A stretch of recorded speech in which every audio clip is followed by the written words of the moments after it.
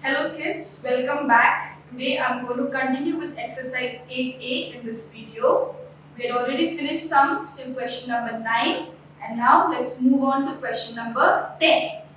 Question number 10 says, divide 182 in 3 parts in the ratio 1 upon 10 is to 1 upon 15 is to 1 upon 20. So this is the quantity, it has to be divided into 3 parts in this ratio. Now here the ratio is given in fractions. So before we begin with this sum, the ratio which is given in fractions, let us convert it to whole numbers. We have already learned how to convert a ratio given in fractions to whole numbers. So what do we do first? We first find the LCM of the denominators. The denominators are 10, 15, 20. I'll make use of prime numbers to find the LCM. 2 5s are 10, 15 comes down, 2 10s are 20. Once more I'll make use of 2, 5 will come down, 15 will come down, 2 5s are 10.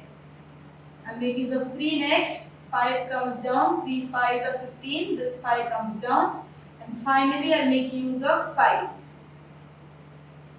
Alright, so the LCM is found. Now let us calculate what is it. It is 2 multiplied by 2 multiplied by 3 multiplied by 5, which comes to 2 2s are 4, 4 3s are 12, 12 5s are 60. The LCM is 60. Now what do I need to do next? Multiply each term of the ratio by the LCM.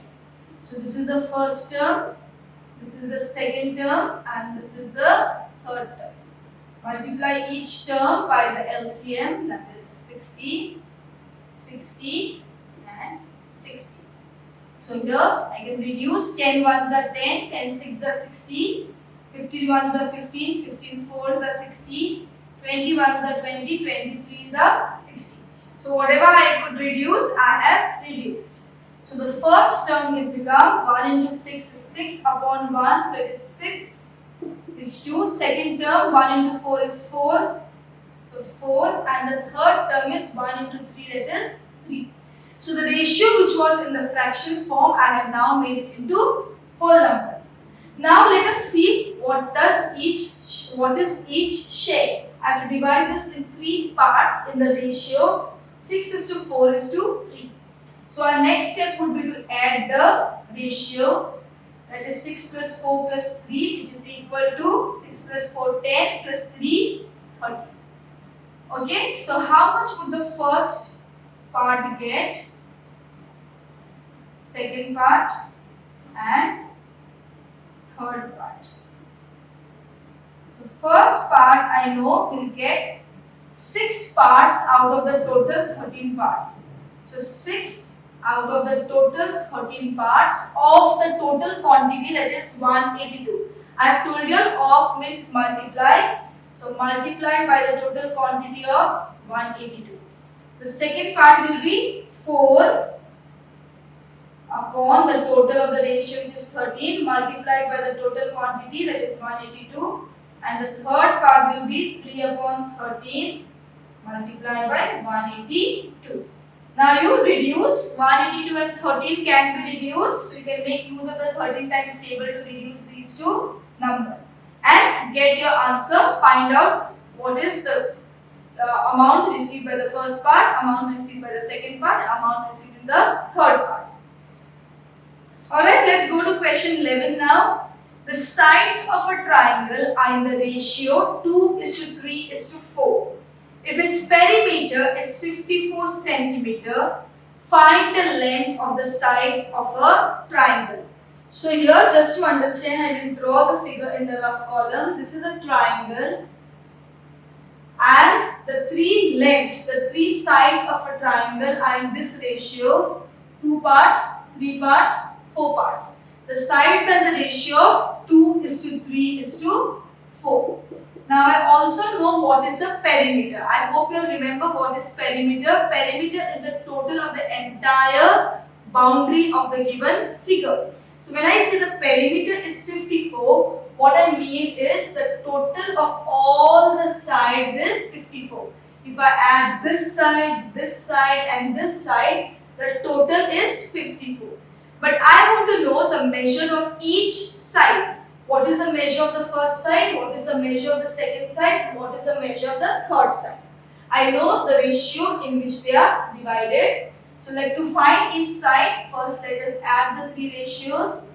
2 plus 3 plus 4, which comes to 9. So first side will be 2 parts. So 2 out of the 9 parts of the entire total. The entire total is 54, so multiply by 54. Similarly, second side will be 3 out of the 9 parts, multiply by the perimeter, which is 54.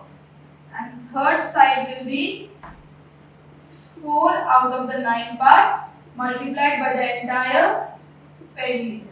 So this is how you will find the measure of the first side, second side, third side. 9 and 54 can be reduced using the 9 times table. Reduce it and get your answer. Your answer will be in centimeter. Okay, I'll just show you all by calculating the first side. 9 ones are 9, 9 sixes are 54. So the first side will be 2 multiplied by 6, that is 12 upon 1, which will be written as 12 centimeter. Similarly, find the second and the third side. Just to verify, you can add all the three sides and check if you are getting the total as 54. Okay, let's go to question number 12. The angles of a triangle are in the ratio 3:5:7. Find the measure of each angle of the triangle. Okay, the angles are in the ratio 3:5:7. But I want to know what is the measure of the first angle, second angle, third angle. Let us add the ratio. I get a total of 3 plus 5, 8 plus 7, 15. Now let me calculate what's the first angle. Okay, so the first angle will be 3 out of the total 15 parts multiplied by, now this is a very important thing, you all must have already learned in your lower classes that in a triangle, if I add all the three angles, that is the first angle, second angle and third angle, the sum of all the three angles is equal to, do you all remember what it is? Sum of all the three angles in any given triangle, if I add all the three angles, the total will always come to 180 degrees. So sum of all the three angles in a triangle is always equal to 180 degrees. Now this will help me to find my angles. The first angle is 3 out of the 15 parts of the total sum of the angles, which is 180 degrees. The second angle would be having 5 parts, so 5 out of the 15 parts multiplied by the sum of all the three angles, that is 180 degrees, and the third angle would be 7, it's in the ratio 7, so 7 out of the 15 parts of the sum of all the angles, that is 180 degrees. So this is how I can calculate my three angles. The first one, 15 and 180, again you can make use of 15 table. 15 ones are 15 and 15 12s are 180. So 3 multiplied by 12 is equal to 36 degrees. So my first angle is 36 degrees. Similarly, find your second angle and your third angle. To verify, you can add your angles. You can add the first angle that you have got, the second angle that you have got, and the third angle, and check whether the total of all the three angles comes to 180 degrees. Because sum of angles in any given triangle is always equal to 180 degrees. Alright, moving to question number 13. A ratio in the simplest form is 11:15. If its antecedent is 121, find its consequent. I had told you that just like fractions, ratios also can be reduced. So this ratio also has been reduced and it has come to 11/15. Okay. The reduced ratio is 11:15. So after a certain ratio has been reduced, the reduced or the simplified ratio is 11:15. Now we have to find the original ratio from which this reduced ratio is obtained.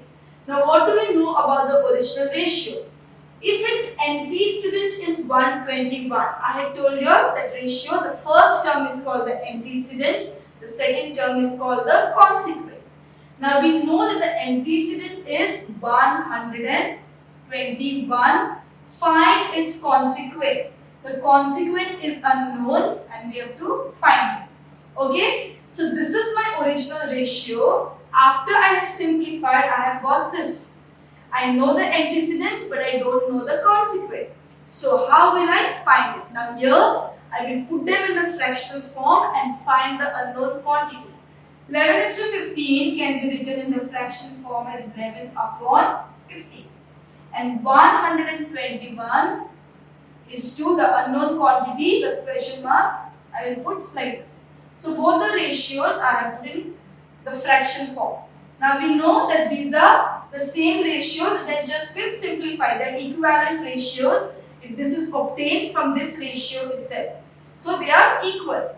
Now from 11 to get 121, what should I do? I need to multiply 11 by something to get 121. And which is that number? Yes, it is 11. 11s are 121. So in order to get the 121, 11 has to be multiplied by 11. Now you all have learned in fractions that whatever you all do in the numerator, whichever number you all multiply or divide in the numerator, same thing you all need to do in the denominator. So if the numerator is multiplied by 11 to get 121, the denominator also has to be multiplied by 11.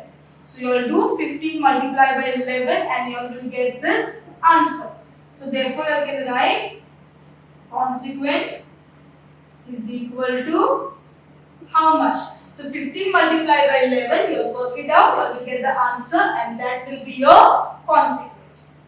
Alright? Okay, then we move to question number 14. Now this is a similar question. The ratio in the simple form is 7:12 and the original ratio, we don't know the antecedent, so I will put a question mark, and the consequent is 144. So these are the two ratios which are actually equivalent. Let me put them in the fraction form. 7:12 is 7/12. These are the ratios which are equal. Is equal to this ratio. This quantity is unknown. The consequent is 144. So this was the ratio. Antecedent was unknown. Consequent was 144. The simplified form was 7:12. Once more I am telling you children, these are equivalent ratios. This one is obtained by reducing this ratio.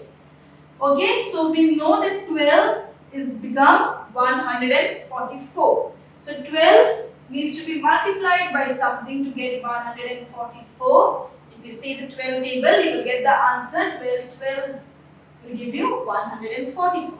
Now whatever you do in the denominator, you need to do in the numerator as well.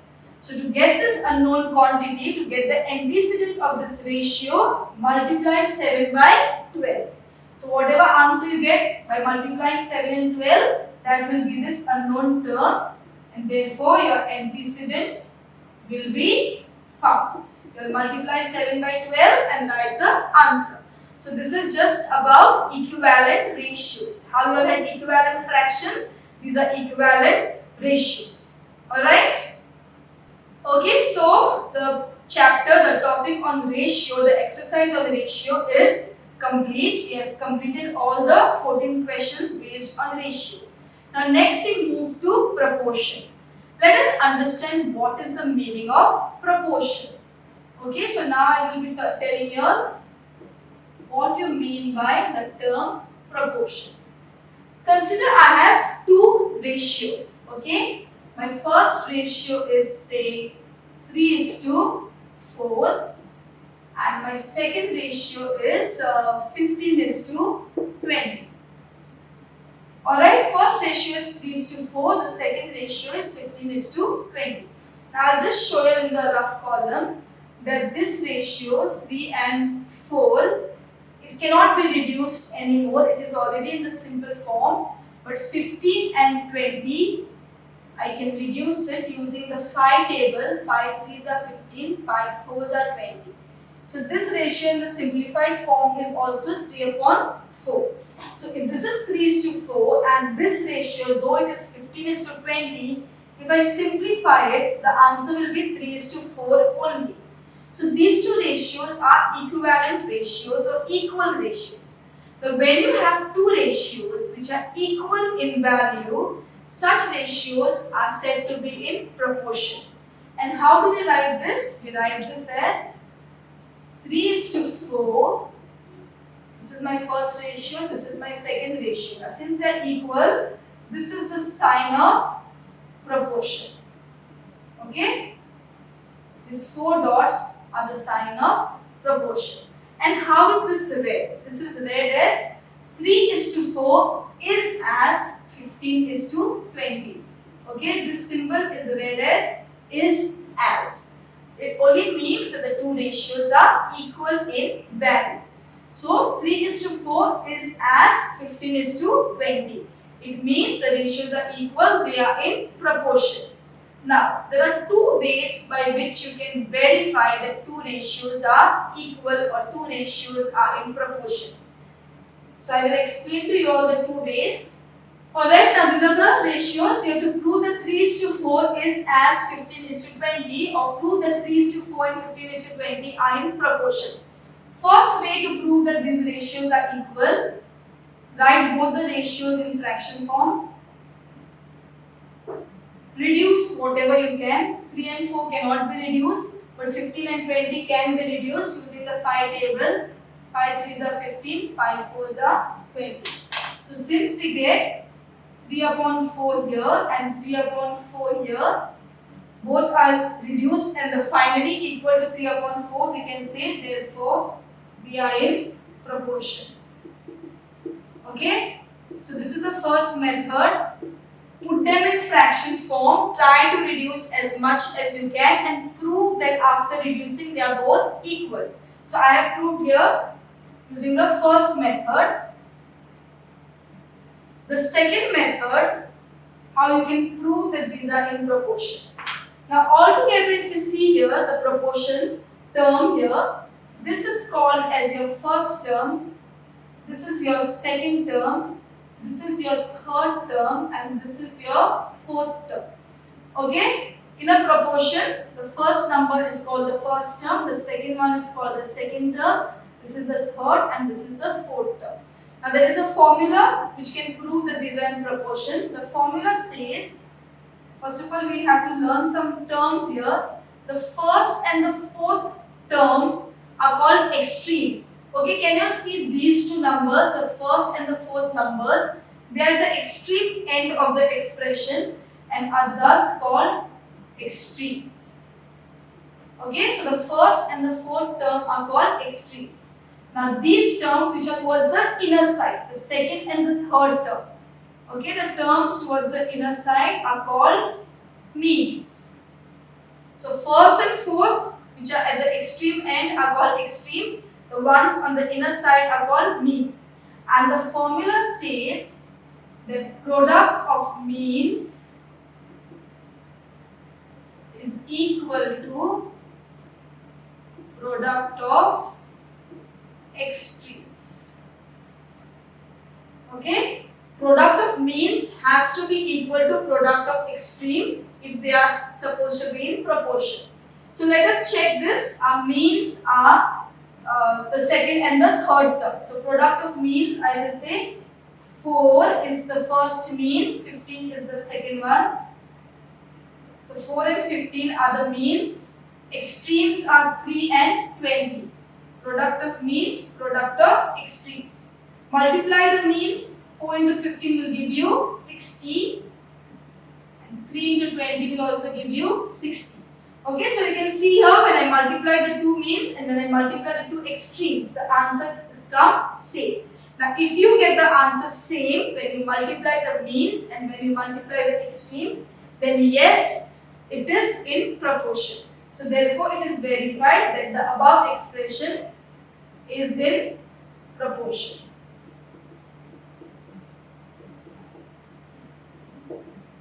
So these are the two methods how you can verify whether the given statement about proportion is true or false. Either you put them as a fraction, reduce it and prove that the two fractions are equal, or else you use this method of product of means is equal to product of extremes. Okay, so having understood what is proportion, let's go to exercise 8b. The first question says verify that. Verify that the two ratios are equal. So if you are given the first ratio 12:8 is equal to 8:12. Okay, you have to prove that these two ratios are equal. So here to prove that the two ratios are equal, let me make use of the first method. Put them as fractions. Reduce how much ever I can. Here I can, it is 12:18. Alright, now I will try to reduce. Here I can make use of the 6 table. 6 2s are 12, 6 3s are 18. Cannot be reduced any further. Here I can make use of the 4 table. 4 2s are 8, 4 3s are 12. Now you saw children, once I reduce the ratios, I put them in the fraction form. I got 2/3 here, I got 2/3 here. So I can therefore say 12:18 is equal to 8:12. I have proved it by reducing them in the fraction form. Let's go to the second one. 81 kg is to 45 kg is equal to another ratio 18 men is to 10 men. Okay, we have to prove that these two ratios are equal. Now for this I will make use of the second method. Let me write them in proportion form. 81 is to 45 is in proportion. Remember children, if the ratios are equal, it means they are in proportion. So I will write it as, this is in proportion with the next ratio, which is 18 is to 10. Let's try to verify this using the second method.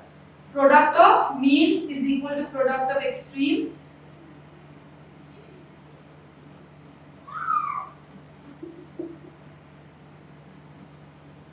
Is equal to product of extremes. So the means over here are 45 and 18, the second and third term, and the extremes are 81 and 10. And this is going to be 810. Extremes I calculated. Let us calculate the means. 45 and 18. 8 5s are 40, 0, 4, 8 4s are 32 plus 4, 360. Let's see what's the total. Yes, I got the total as 810. Okay, now you saw I have got both the sides equal. The means and extremes are equal. Therefore, these ratios are in proportion. So I can say yes, 81 kg is to 45 kg is equal to 18 men is to 10 men. So you can prove any two ratios are equal either by reducing them or using this formula. Let's go to the third one. In the third one also we have to prove that these are in proportion. I have to prove that these two ratios are equal or they are in proportion. First of all, let's convert these fractions. This will become 10/3 is to 5/2 is equal to 12:9. Now children, the ratio is in fraction form and it won't be possible for me to check whether they are in proportion or no. So let us get rid of the ratio in the fraction form and make it in the whole number form. For that, we need to find the LCM of the two denominators. Multiply each term by the LCM. Try to reduce. 3 1s are 3 2s are 2 1s are 2 3s are. So this term will become 10 multiplied by 2, 20 is to 5 multiplied by 3, 50. Okay, so the ratio from the fraction form I have made it in the whole number form. Now I have to prove that it is equal to the other ratio 12:9. You can use any method. Either you can do product of means, product of extremes, or you can do the reducing method. I will try the reducing method. 20/15, 12/9. 9. So 5 3s are 5 4s are 3 3s are 3 4s are. You can see children, both the places I got 4 upon 3, 4 upon 3. So therefore the statement is correct. These two ratios 3 1 upon 3 and 2 1 upon 2 is equal to or is in proportion with 12 is to 9. Children, this is equal to sign and proportion sign means the same thing. They have put the is equal to sign, but you can also write proportion sign over here because it means the same thing. So I have proved that these two ratios are also equal. Now let's go to the fourth one. In the fourth one, you don't have to prove that the ratios are in proportion, but you have to prove that they are not in proportion. 6 is to 45 is not equal to or is not in proportion with 4.8 is to 3.6. I have to prove that the ratios are not equal. So what will I do? I will make use of, for this one, I will make use of means and extremes. Product of means should be equal to product of extremes. Okay, this is in case they are in proportion. If they are not in proportion, you won't get the answers equal. So the means over here are 45 into 4.8 and the extremes are 6 into, we won't put equal to sign because we are told to prove that they are not equal. Let us see what are the answers that we get. 45 into 4.8. Now when you are multiplying decimals, remove the decimal point and multiply. So from the 4.8 I will remove the decimal, consider it as 48 and multiply. So 8 5s are 40, 0, 4, 8 4s are 32 plus 4, 36. And here I get 4 5s are 20, 0, 2, 4 4s are 16 plus 2, 18. Okay, I got 2160 here. Okay, now the decimal point has to be put back. Check in the question, there is one decimal place in the question. So one decimal place in the answer as well. The answer becomes 260. Now I have to multiply 3.6 and 6. Same thing you will do, remove the decimal point and multiply it. So you got the answer as 260.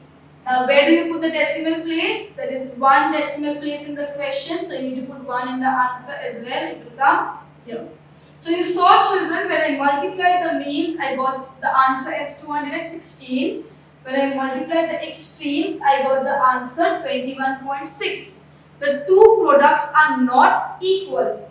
Therefore, they are not in proportion. Okay, they are not in proportion because if they were in proportion, they had to be equal. Therefore, they are not in proportion and you have proved that 6 is to 45 is not equal to or is not in proportion with 4.8 is to 3.6. Alright, so this method to prove whether two ratios are equal, which is the same thing as proving that two ratios are in proportion, either reduce, put it in fraction form, reduce and see if the reduced answers are coming same. Other method, use the formula product of means is equal to product of extremes. Thank you. Have a nice day.